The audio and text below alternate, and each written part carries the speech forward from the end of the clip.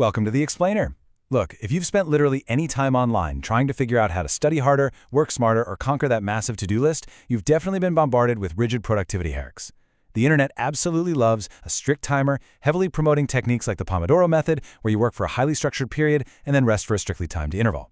But today, we're going to look at some brand new, genuinely fascinating data that completely flips this conventional wisdom on its head. We're challenging the supremacy of these rigid schedules to see what actually works for human brains. So, let me ask you a really direct question. When you're studying or grinding through a draining project, what's your style? Are you a clock watcher, chained to a timer that tells you exactly when to start and stop? Or are you more of a vibe checker, pushing through the material and pausing only when your brain organically tells you it feels fried? We honestly tend to feel guilty for being the latter, for just winging it. We've been told forever that structured discipline is the only path to high performance. But maybe, just maybe, strictly timed intervals are actually ruining your natural focus. Okay, let's dive into this. Section 1. The Study Break Dilemma. Finding the right pause. The core issue we all face during a long work or study session is mental fatigue, right? When we engage in prolonged, cognitively demanding tasks, we just deplete our working memory resources. This leads to directed attention fatigue. Basically, your brain gets tired, your performance completely drops, and you start staring blankly at your screen. To solve this, scientists look at a concept called effort regulation. This is the strategic decision-making process of when to initiate, sustain, or pause effort to manage that fatigue and recover your cognitive resources. According to the effort recovery theory, taking a break isn't slacking off. It's actually a highly active, scientifically backed recovery strategy. You're deliberately disengaging from the task so your cognitive and motivational batteries can fully recharge. Moving on to Section 2. Pomodoro versus self-regulated breaks, the ultimate showdown.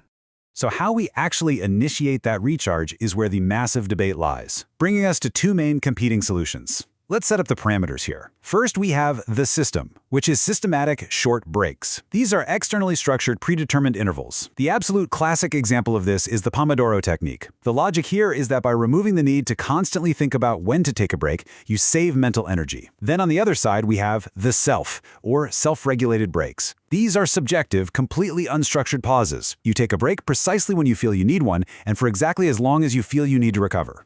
Which brings us to Section 3. Putting breaks to the test. We're looking at a 2026 academic study by researchers Goksu, Wirahanya, and De Bruyne.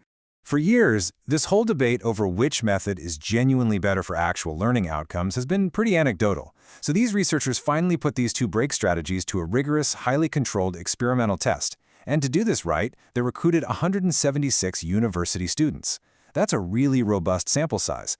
They didn't just ask them about their habits either, they put them through a demanding 60-minute reading task featuring a highly complex 4,500-word text about climate change. Every single participant had to read the exact same difficult material, ensuring the cognitive demand was completely standardized across the board. Here is how they did it. They split the students into two groups. One group was forced into systematic short breaks. Now, because digital attention span research shows a drop-off around 12 minutes, this group read for exactly 12 minutes, and then they were locked out of the text for a mandatory 3-minute break. They repeated this 4 times. The other group, however, was the self-regulated group. They read the exact same text, but had a button they could press to pause and take a break whenever they wanted, for literally however long they wanted. Meanwhile, both groups were constantly reporting on their mood and energy levels throughout the whole hour. All right, Section 4, Surprising Learning Performance Results. Now, going into this, you might logically assume that the system would absolutely crush it. After all, the systematic short break group was following an optimized, heavily evidence-based schedule. So when the 60 minutes were up, researchers handed all 176 students a 20-question comprehension test. This is the pivotal question. Did those strict 12-minute study and 3-minute break cycles actually make students score higher on their reading comprehension tests? Like, did the rigid schedule translate to objectively better grades compared to the students who were just completely winging it based on their internal vibes? Whoa, wait, really? The systematic short breaks group scored an average of 12.93. The self-regulated breaks group scored an average of 12.23. While it kind of looks like a tiny advantage for the systematic group, the statistical difference between these comprehension scores was virtually zero. From a cognitive load perspective, the rigid schedule provided absolutely no significant learning advantage over just taking breaks whenever you feel like it. It turns out both methods worked equally well to prevent total mental overload. Now, what's really interesting about this leads us to Section 5, the mood and motivation factor, the psychological impact. Since the performance score is essentially tied, we have to look entirely elsewhere to find out which strategy is actually better for you in the long run. Because performance isn't just about passing one test, it's about whether you have the mental endurance to study again tomorrow without burning out. And here is where the vibe checkers take the undisputed crown. When analyzing the ongoing psychological surveys, self-regulated breaks dramatically outperform structured breaks in fostering positive mood states. The students who got to choose their own breaks reported significantly higher energy, markedly better concentration, vastly more motivation to keep studying, and much lower levels of distraction. Letting people choose when to rest resulted in a drastically better mental state. To understand exactly why the rigid system failed to motivate, we just have to listen to the student's own words. Participant P35 stated perfectly, "When one actually starts understanding what is going on in the reading material, the time is usually up and the break deflates all the interest and motivation to go on. Wow, this is so relatable. Rigid timers can violently interrupt your flow state. You finally grasp a really complex concept and boom, an alarm goes off, forcing you to stop. It's incredibly frustrating and actually destroys your focus rather than saving it." Contrast that rigid frustration with a quote from the self-regulated group. Participant P81 shared, "It allowed me to regain concentration to read again. The text was quite long, so I needed the break to stay focused." This just proves that humans are actually quite good at monitoring their own mental depletion. Trusting your own mental cues often provides the exact biological and cognitive recovery you need right at the specific moment you actually need it. When we look at the final evaluation metrics from the end of the study, the flexibility of self-regulated breaks scored significantly higher in acceptance, attractiveness, and overall preference compared to the systematic breaks. Put simply, people strongly dislike being micromanaged by a clock. The self-regulated breaks just aligned far better with their natural real-world habits and gave them a much-needed sense of autonomy over their own learning.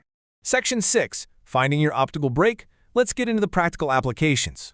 So now that we've totally busted the myth that rigid timers are always biologically superior, let's synthesize these fascinating insights into practical applications for your everyday life. Here are your real-world takeaways. First off, there's no universally superior method. Pomodoro isn't dead. It's great if you are severely procrastinating and just need a highly structured push to start. However, if your goal is long-term motivation and avoiding burnout, flexibility is a massive booster. You should definitely individualize your break timing to the specific task difficulty. If you're reading something incredibly dense, you might need a break after 15 minutes. If it's lighter reading, maybe 45 minutes. But above all else, avoid breaking a strong flow state. If you are in the zone, ignore the clock and keep riding that wave. Which brings us to the end of our explainer, and back to you. Armed with this new data, I challenge you to reflect on your own habits. Are you a clock watcher forcing yourself into a miserable, rigid schedule, or are you ready to become a vibe checker who trusts their own cognitive cues? How are you going to structure your very next intense work session?